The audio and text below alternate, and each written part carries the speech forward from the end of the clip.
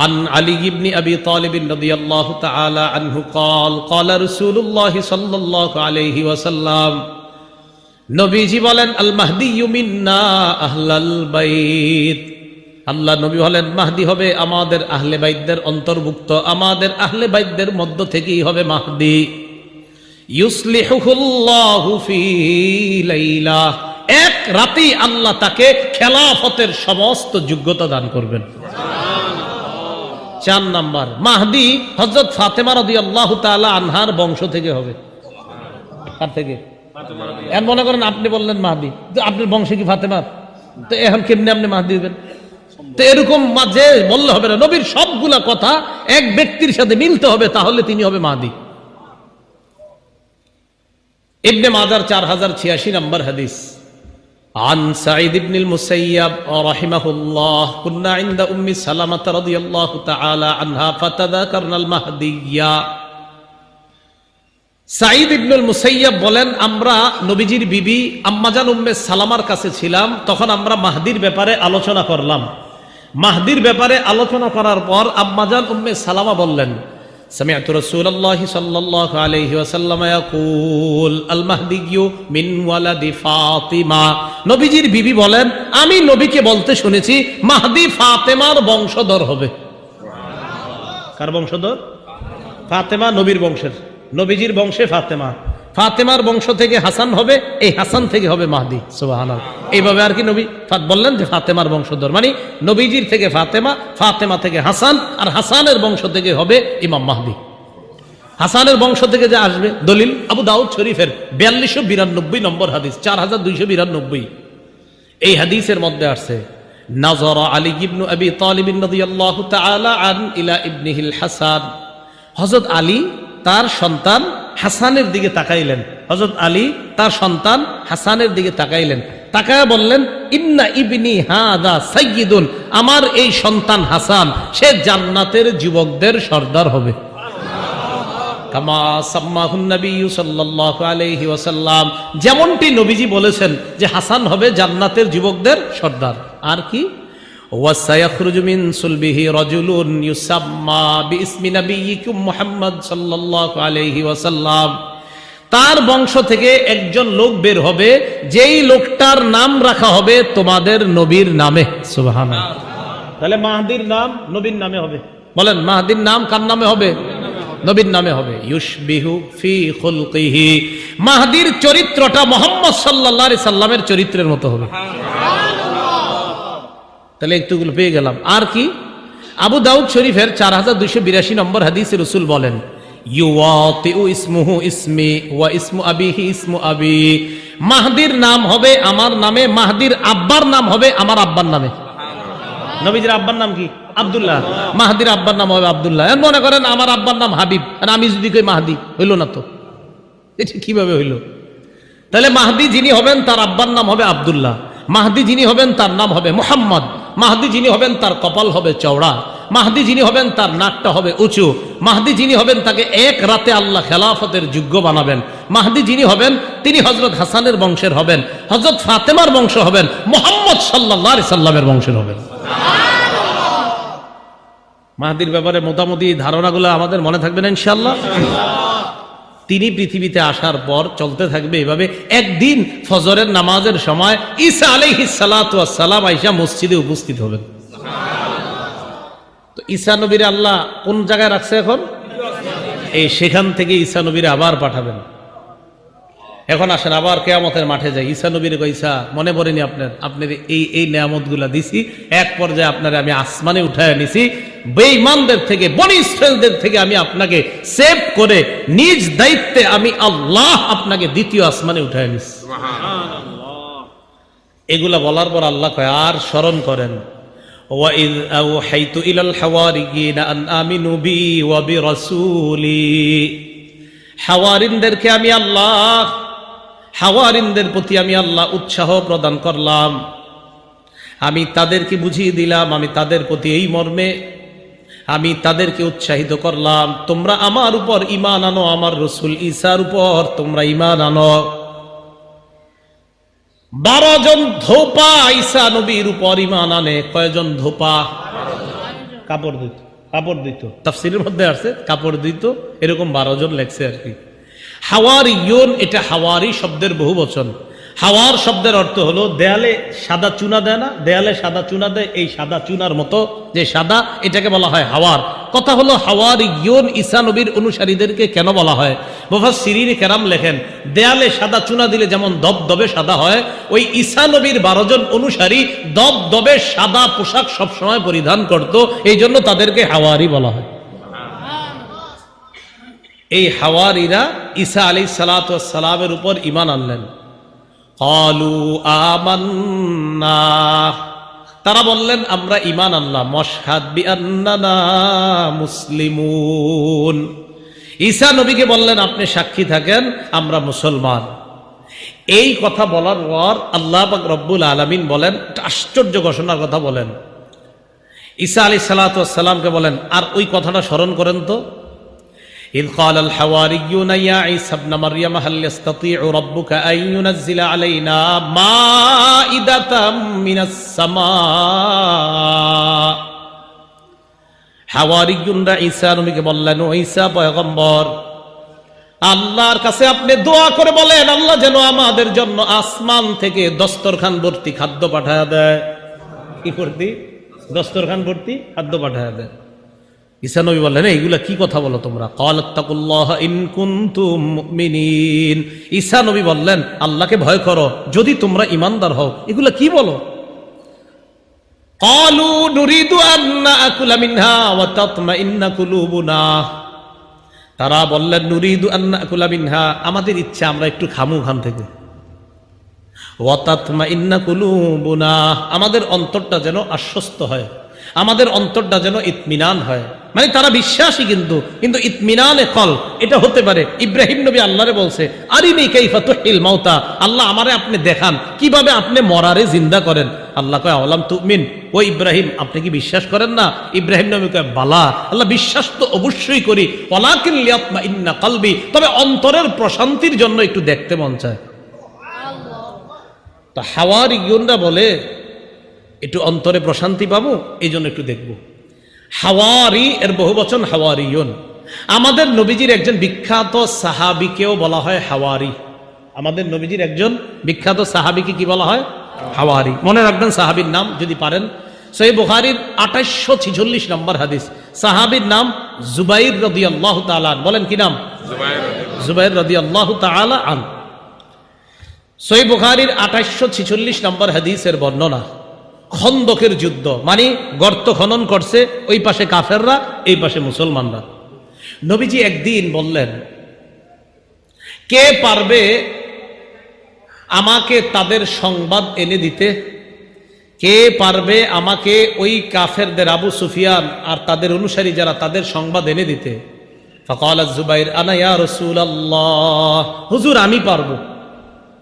নবীজি আবার বললেন, কে পারবে তাদের সংবাদ এনে দিতে? জুবাইর বললেন আনা ইয়া রাসূলুল্লাহ, হুজুর আমি পারবো। নবীজি বললেন, ইন্না লিকুল্লি নাবিয়্যিন হাওয়ারিয়্যা, প্রত্যেক নবীর একজন বিশেষ সহচর থাকে। ওয়া হাওয়ারিয়্যি জুবাইর, আমার বিশেষ সহচর হলো আমার জুবাইর। প্রত্যেক নবীর একজন বিশেষ সহচর থাকে, আমার বিশেষ সহচর হলো আমার সাহাবী জুবাইর রাদিয়াল্লাহু তাআলা আনহু। তাহলে বলেন তো, আমাদের নবীজির একজন সাহাবীকে হাওয়ারি বলা হয়, তার নাম কি? মনে থাকবে না নামটা ইনশাআল্লাহ? আচ্ছা, তো হাওয়ারিয়্যিন ঈসা নবীর সাথীরা ঈসা নবীরে বললেন, আল্লাহরে বলেন দস্তরখান ভর্তি খাদ্য পাঠাইতে। কেন?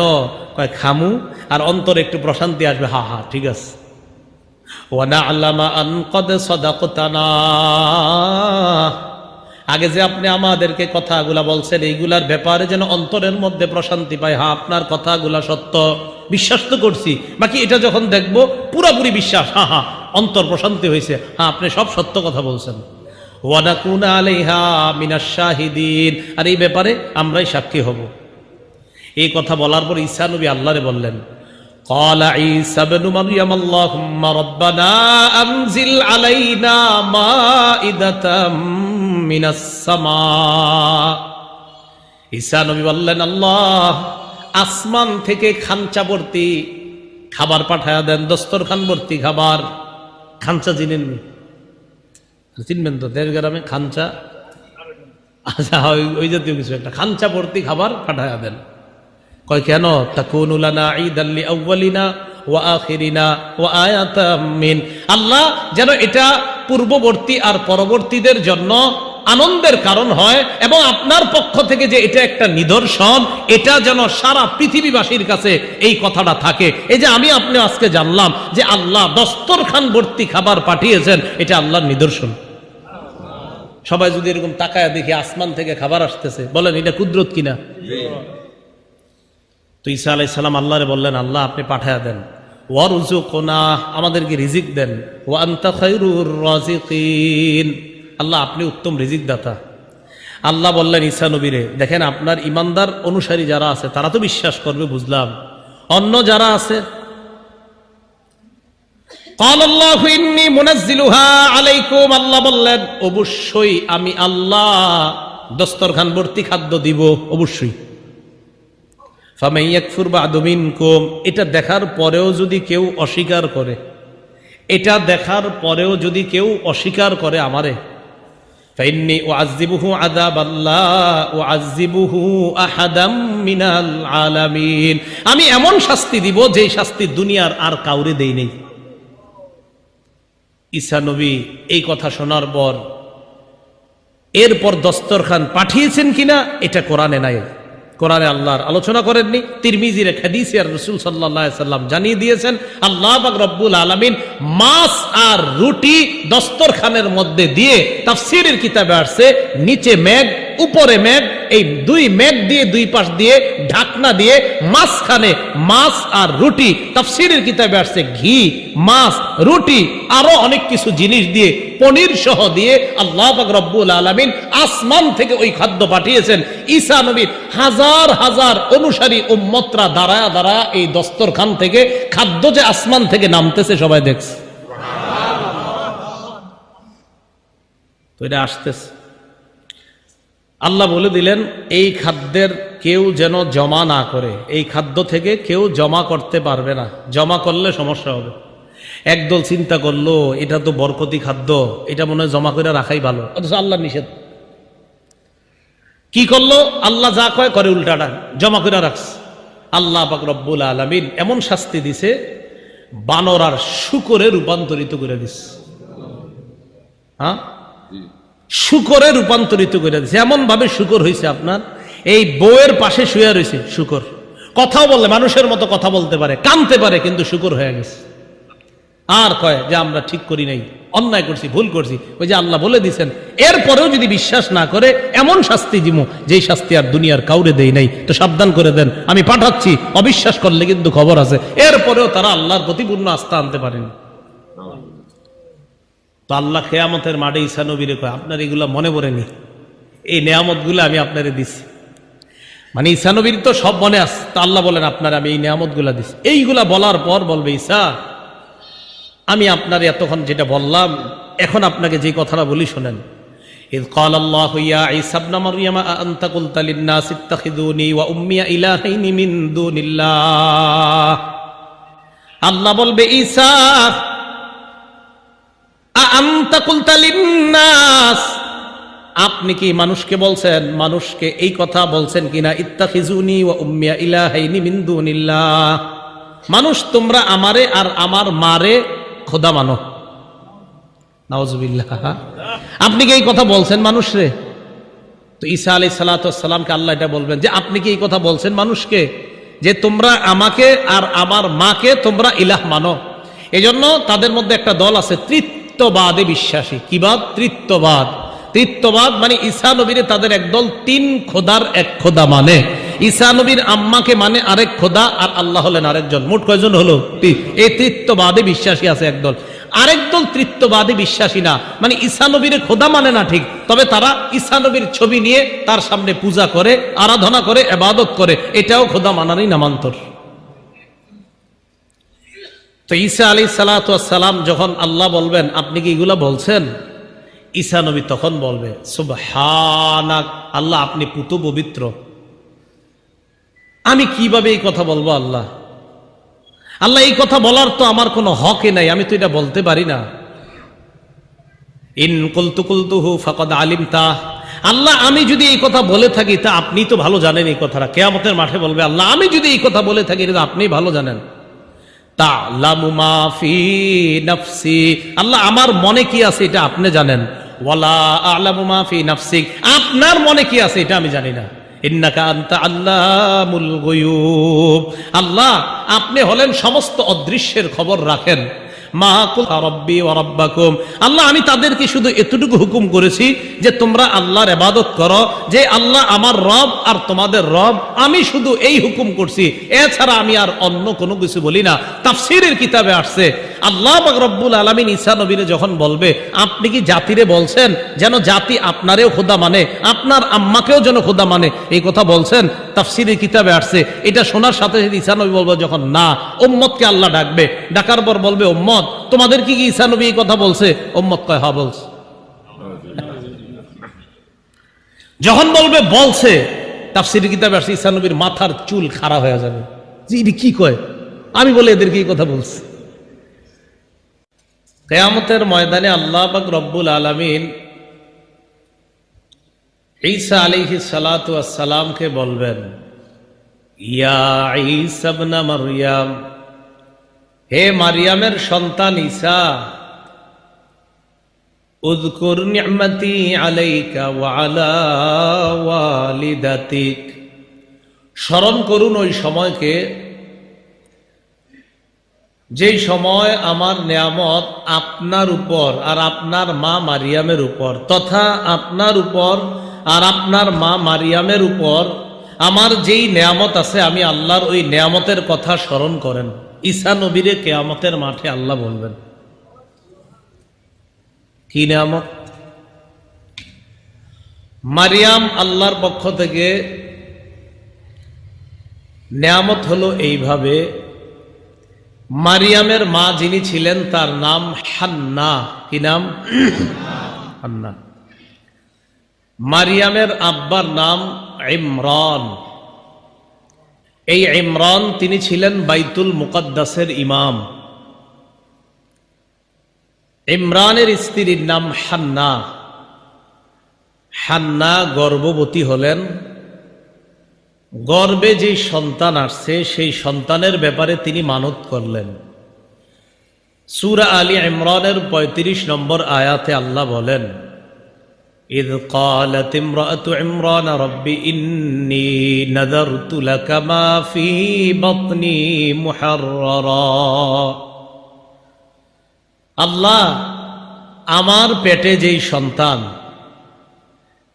ইমরানের স্ত্রী হান্না আল্লাহর কাছে বললেন আল্লাহ আমার পেটে যেই সন্তান, এই সন্তানটাকে দুনিয়ার বিভিন্ন কাজ কর্ম থেকে মুক্ত রেখে একমাত্র আপনার জন্যই উৎসর্গ করে দিলাম। সন্তান এখনো দুনিয়াতে আসে নাই, পেটে থাকতেই।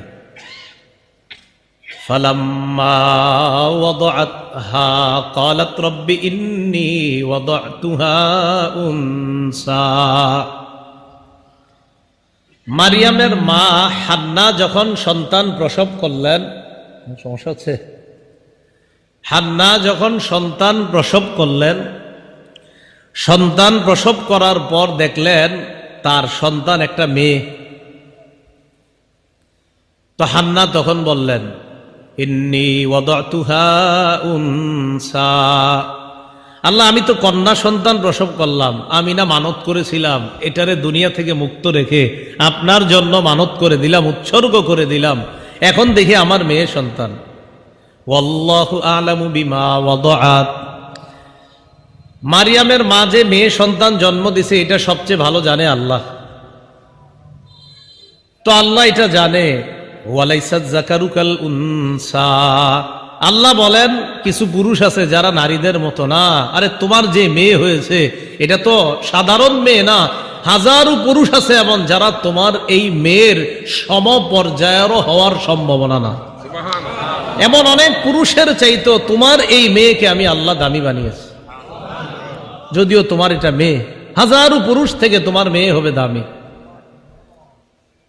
তো আল্লাহ বললেন ওয়ালাইসা যাকারু কাল উনসা, সব পুরুষ নারীর মতো না, মানে অনেক পুরুষ আছে এমন আর অনেক নারী আছে এমন, ইবাদত করতে করতে একটা নারী এমন পর্যায়ে পৌঁছে যায় যে একটা পুরুষ ইবাদতে তার সমপর্যায়ের হতে পারে না। আল্লাহ বলেন, আমি তো তোমাকে এমন এক মেয়ে দান করেছি, আবেদা হবে, জাহেদা হবে, তাহেরা হবে, পবিত্র হবে। শুধু তাই নয়, আল্লাহ পাক মারিয়ামকে ওই জগতে, গোটা জগতের নারীদের উপর শ্রেষ্ঠত্ব দান করেছে।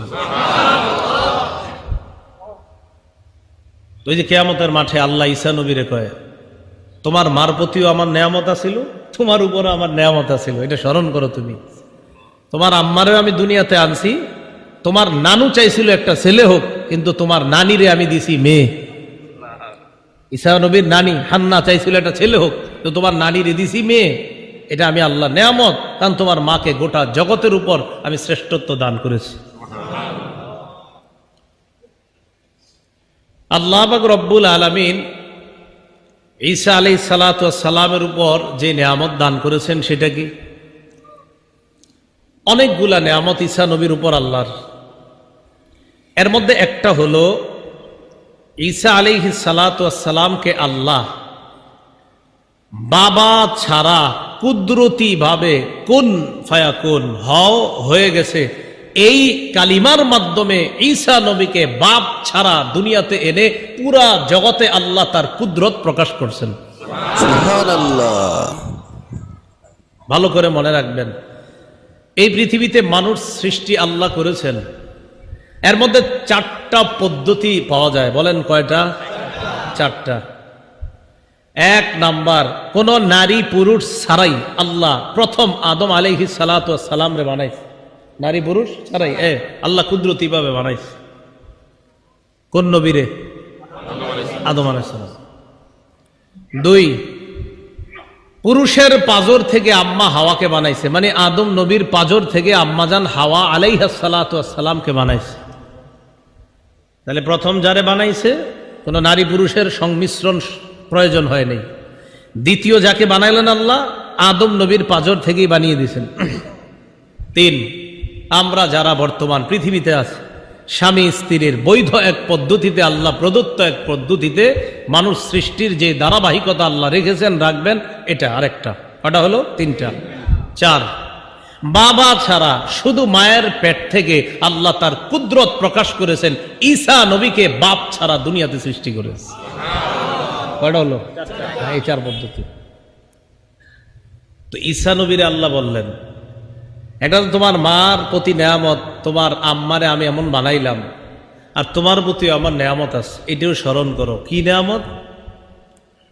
তোমার আম্মা জনগণ থেকে আড়াল হয়ে পূর্ব দিকে চলে গেছে।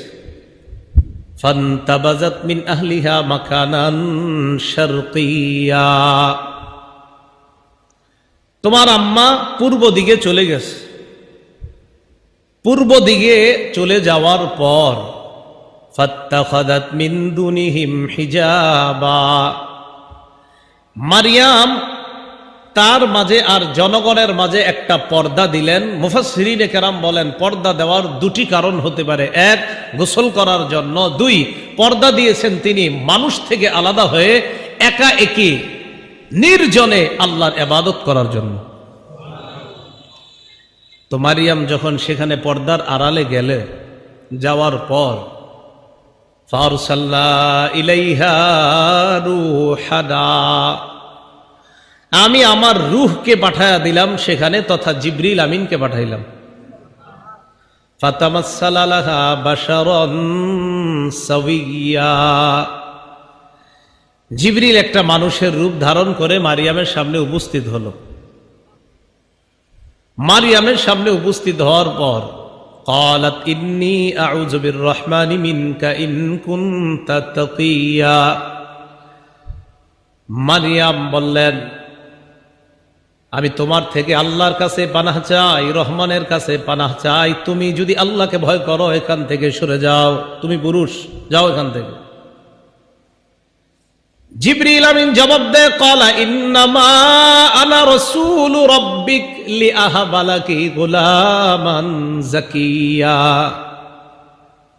আমি দুনিয়ার কোনো মানুষ নই, আমি তোমার রবের পক্ষ থেকে প্রেরিত ফেরেশতা। আপনি কেন আসছেন? লিআহাবালাকি গুলামান যাকিয়া,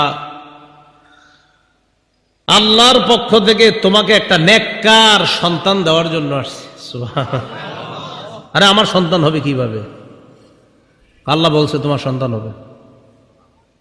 মারিয়াম কয় মানে কি? ক্বালাত আন্না ইয়াকুনু লি গুলামু ওয়া লাম ইয়ামসাসনি বাশার ওয়া লাম আকু বাগিয়া।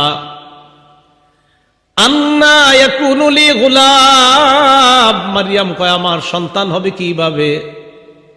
ওয়া লাম ইয়ামসাসনি বাশারু ওয়া লাম আকু বাগিয়া, কোন পুরুষ আমাকে স্পর্শ করে নাই, আমি ব্যভিচারিণী নারীও না, আমি খারাপ নারী না। পৃথিবীতে সন্তান দুই পদ্ধতিতে হয়, হয়তো বৈধ পন্থায়, না হয় অবৈধ পন্থায়। আমার কোনোভাবেই তো হওয়ার সম্ভাবনা নাই, আমার সন্তান হবে কিভাবে? এখান থেকে আমি মারিয়ামের জ্ঞান জ্ঞান জ্ঞান কত পরিমাণ জ্ঞানী ছিলেন মারিয়াম, এখান থেকেও বোঝা যায় জ্ঞানীও ছিলেন তিনি। জবাবটা দিলেন কি? জ্ঞান সুলভ জবাব, যে বৈধ পন্থায় স্বামী হতে হয় অথবা অবৈধ পন্থায়, কোনো পন্থাই তো না, তা আমার সন্তানটা হবে কিভাবে? জিবরিল আমিন বললেন কাযালিক, ব্যাপারটা এমনই। সুবহানাল্লাহ। ক্বালা রাব্বুকি হুয়া আলাইয়া হাইয়ুন হুয়া আলাইয়া হাইয়িন, তোমার রব বলেছেন আমি আল্লাহর কাছে এটা একদম সহজ। ওয়ালিনাজআলাহু আয়াতাল লিন্নাস, এটা আমি কেন করব জানো? আমি ঈসাকে গোটা জগতের জন্য নিদর্শন বানাবো।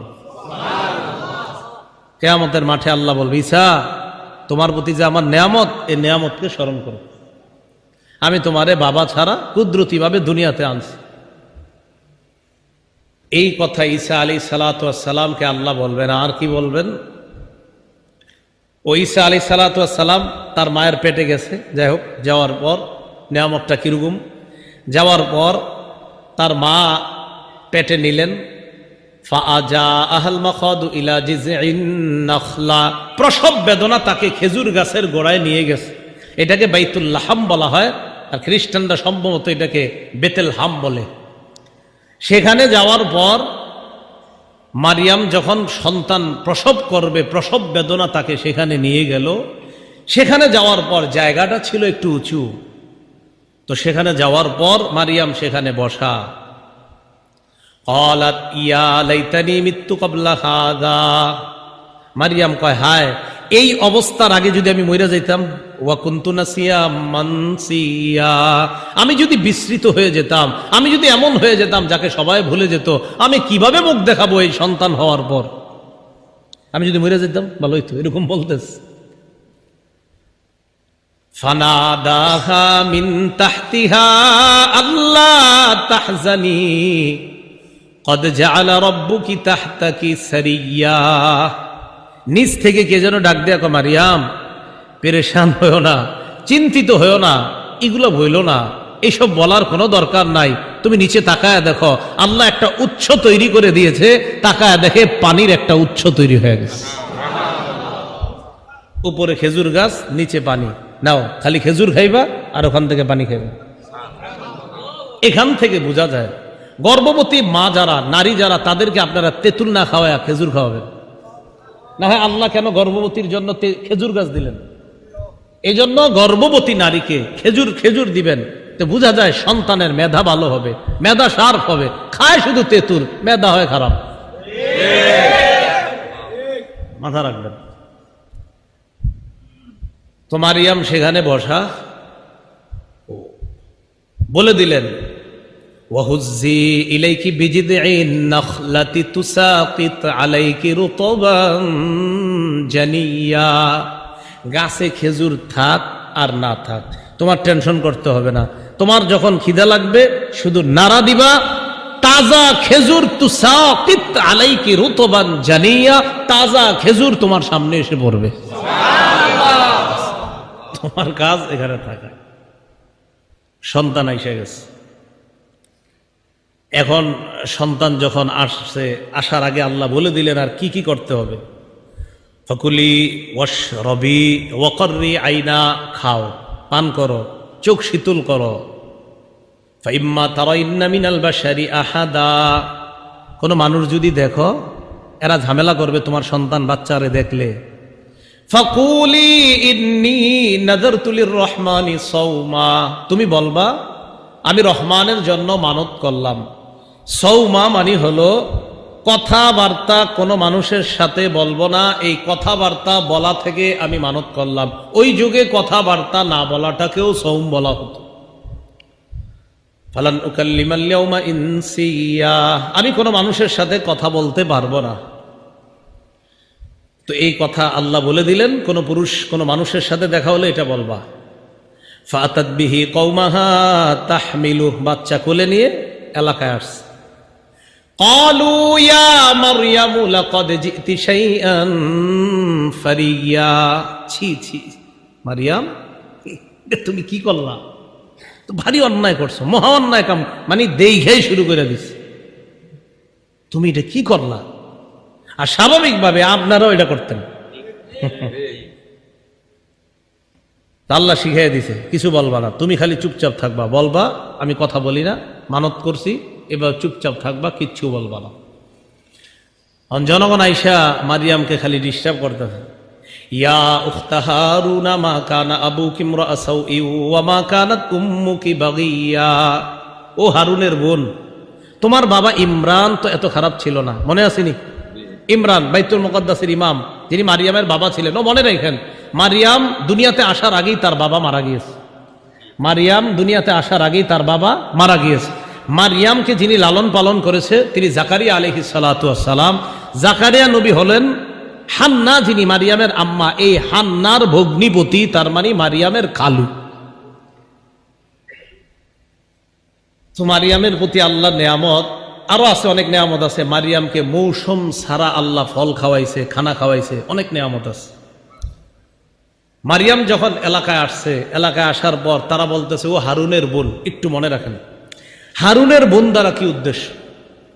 হারুনের বোন দ্বারা দুটি উদ্দেশ্য হতে পারে। এক, হারুন নবী যিনি মুসা নবীর ভাই, হারুন নবী, এই হারুন নবীর বংশের সিলসিলার কোন এক বোন লাগে মারিয়াম, মানে যাইতে যাইতে যাইতে আমার ভাই অমুকে অমুকের ভাই, এরকম যাইতে যাইতে হারুন নবীর অনেক পিছনে গিয়ে তার ভাই সম্পর্কে হয় হারুন নবী। সরাসরি ভাই না, কিন্তু আপন ভাই না, মানে আপনার ভাই অমুকে অমুকের ভাই অমুকে অমুকের ভাই অমুকে, এরকম। সেই হিসাবে তিনি হারুন নবীর বোন। তো এলাকার লোকেরা বলতো আর কি, ও হারুনের বোন, মানে হারুন নবীর বংশের বোন তুমি, মানে হারুন নবীর বংশের একজন বোন, ওই বংশের বোন তুমি, এই হিসাবে তাকে হারুনের বোন বলতো। এক। দুই, অথবা মারিয়ামের বংশেরই কেউ হারুন নামে ছিল, যে তার ভাই হিসাবে বিখ্যাত ছিল হারুন, সে হিসাবে হারুনের বোন। তাহলে যদি মুসা নবীর ভাই নবী হারুন হয়, তাহলে কিন্তু আপন ভাই না, অনেক পরে গিয়ে কোনো না কোনো ভাবে ভাইয়ের সম্পর্কে ভাই, এরকম।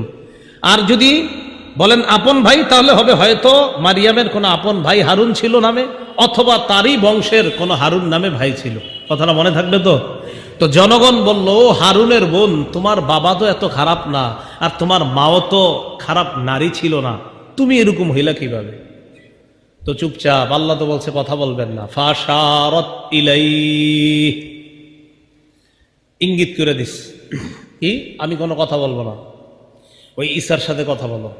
ঈসা মানে দুধ পান করতেছে, মায়ের কোলে আছে, ছোট মানুষ, 3 দিন বয়স অথবা 40 দিন বয়স, একই কথা বলবে।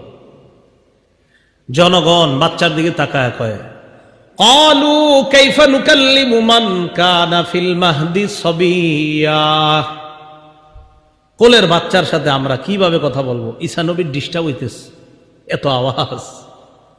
মাথাটা সরাইলেন, সরায় বললেন, ক্বালা ইন্নী আবদুল্লাহ।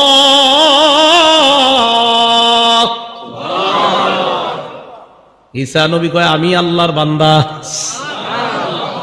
সব আকুরে তাকায় রয়েছে, একটু মানুষ ওর কথা কয়, শুধু বান্দা না, শোনো আরো আস, আতানিয়াল কিতাব, আল্লাহ আমারে কিতাব দান করছে, ওয়া জাআলানি নাবিয়্যা, আল্লাহ আমারে নবী বানাইছে।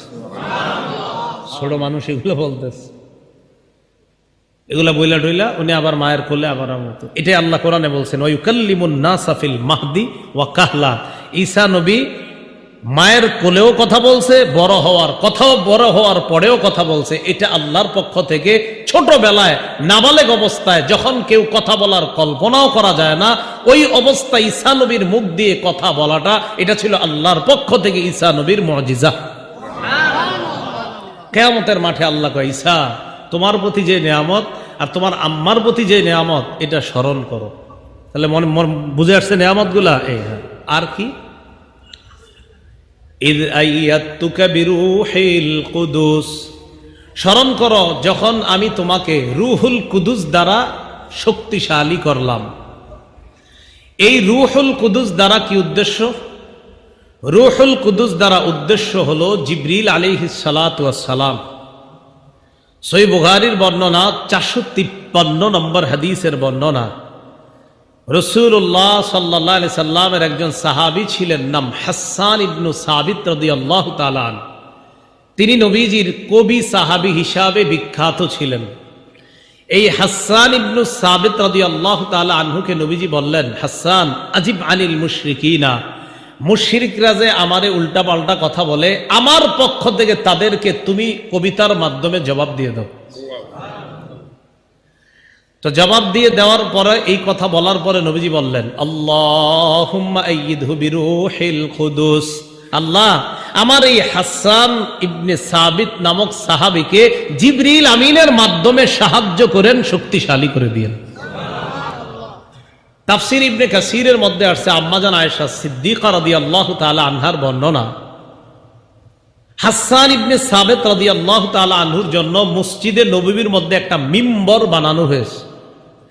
এই মিম্বরের মধ্যে যখন তিনি বসতেন, বসার পর নবীজি সাল্লাল্লাহু আলাইহি সাল্লাম বলতেন, আল্লাহুম্মা আইয়িদহু বিরূহিল কুদুস কামা নাফাহা আন নাবিয়্যিক, আল্লাহ ঈসা নবীর পক্ষে জিবরিল আমিন যেইভাবে সহযোগিতা করত মানুষের জুলুম নির্যাতন থেকে বাঁচানোর জন্য, জিবরিল আমিন ঈসা নবীর সব সময় সহযোগিতা করত যেইভাবে, হাসান ইবনে সাবিত আমার সাহাবা, এই হাসানকেও জিবরিল আমিনের মাধ্যমে আপনি শক্তিশালী করেন, যেন জিবরিল আমিনের শক্তিশালী আর সাহায্যের কারণে আমার হাসান মুশরিকদের প্রত্যেকটা কথার জবাব দিয়ে দিতে পারে। তাহলে রুহুল কুদুস দ্বারা কোন ফেরেশতা উদ্দেশ্য? জিবরিল। বলেন কোন ফেরেশতা? তো আল্লাহ বলেন, ঈসা আমার নিয়ামতটা স্মরণ করেন, কি? তুকা বিরূহিল কুদুস, আমি আপনাকে রুহুল কুদুসের মাধ্যমে শক্তিশালী করেছি। তুকাল্লিমুন নাসা ফিল মাহদি ওয়া কাহলা, ঈসা আপনি শৈশবেও কথা বলতে পারতেন, ছোটবেলাও কথা বলতে পারতেন, কৈশোরেও কথা বলতে পারতেন, মায়ের বুকে থাইকা দুধের শিশু অবস্থায় আপনি কথা বলতেন, আর বড় হওয়ার পরে তো বলতেনই। এটা আমি আল্লাহর পক্ষ থেকে আপনার প্রতি ছিল নেয়ামত। মনে পড়ে কি নেয়ামতের কথা? কিয়ামতের মাঠে ঈসা নবীর আল্লাহ বলবে। আর কি? وَإِذْ عَلَّمْتُكَ الْكِتَابَ وَالْحِكْمَةَ وَالتَّوْرَاةَ وَالْإِنْجِيلَ, আমি আপনাকে কিতাব শিক্ষা দিলাম। এই কিতাব দ্বারা উদ্দেশ্য একটা হতে পারে লেখা বিদ্যা শিক্ষা দিলাম, ওয়াল হিকমাতা বুঝ শক্তি দান করলাম, ওয়াত তাওরাত আমি তাওরাত এবং ইনজিলের যে বিদ্যা, এই বিদ্যাও আমি আপনাকে শিখিয়ে দিলাম। এটা কি মনে পড়ে? আপনার প্রতি এগুলা আমার নেয়ামত ছিল, এই নেয়ামতগুলা স্মরণ করেন। এটা কোথায় বলবে? কিয়ামতের মাঠে। তা আমারে আপনারে যদি বলে, কেউ তোমারে 5 তলা বাড়ির মালিক বানাইছিলাম, মনে পড়েনি তোমার? তো তুমি দি 5 তলা সারাক্ষণ ঘুমায়া থাকতা, জুমায়ও যাইতা না, 5 ওয়াক্ত নামাজ তো দূরের কথা, বছরে একটা ঈদের নামাজেও তুমি যাইতা না, মনে পড়েনি তোমারে যে 5 তলা দিছি? কি অবস্থা হবে? তো ঈসা আলাইহিস সালাতু ওয়াস সালামকে আল্লাহ বলবেন, আমি আপনাকে এই নিয়ামতগুলো দিছি, দুনিয়ার মধ্যে দিয়েছিলাম। আর কি?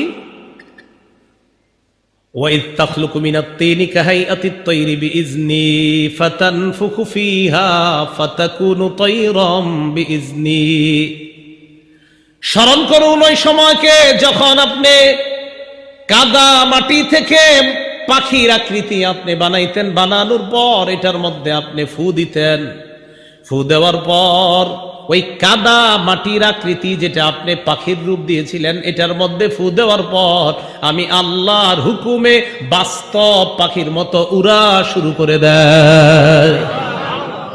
ঈসা নবী কাদা মাটি দিয়ে পাখির আকৃতির মতো বানানোর পর এটার মধ্যে ফু দিতেন। আল্লাহ বলেন আমার হুকুমে এটা করতেন আপনি, বাকি আপনি ফু দেওয়ার পর তখন তাকায়া দেখতেন বাস্তব পাখি যেইভাবে উঠতেছে, আমি আল্লাহর হুকুমে আপনার কাদা মাটি দ্বারা বানানো ওই পাখিটাও বাস্তব পাখির মতো আমি আল্লাহর হুকুমে হয়ে যায়। মনে পড়েনি আপনার যে নিয়ামতটা দিছি আমি? ঈসা নবীরে কিয়ামতের মাঠে বলবেন। এখন এই জায়গায় একটা মাসালা, আপনারা আবার কিন্তু পাখিটাকে আইকেন না, এটা ওই শরীয়তে বৈধ, এই শরীয়তে না। এটা ওই শরীয়তে বৈধ, এখন আর এটা কিন্তু বৈধ না যে আপনি একটা রূপ দিবেন কোনো কিছু আকৃতি কইরা, এটা কিন্তু ঠিক না। হ্যাঁ, وَإِذْ تَخْلُقُ مِنَ الطِّينِ كَهَيْئَةِ الطَّيْرِ بِإِذْنِي فَتَنفُخُ فِيهَا فَتَكُونُ طَيْرًا بِإِذْنِي وَتُبْرِئُ الْأَكْمَهَ وَالْأَبْرَصَ بِإِذْنِي। জন্মান্ধ, একদম জন্ম থেকে অন্ধ মনে করেন, এই জায়গা থেকে এই জায়গার পুরা চোখটা লাগা রয়েছে, কথার কথা এমন চোখ, যেই চোখ এইভাবে লাগা, যে চোখ দিয়ে দেখার কোনো সম্ভাবনা কখনো নাই। ঈসা নবী আল্লাহর হুকুমে হাত রাখতেন, সাথে সাথে চোখ খুলে যায়। এটা ওনার মুজিজা ছিল। ওয়াল আবরাসা বিইজনি, কুষ্ঠরোগী পুরা শরীরটা পচে যাওয়ার অবস্থা, এবং কুষ্ঠরোগীর শরীরে ঈসা নবী হাত রাখতেন।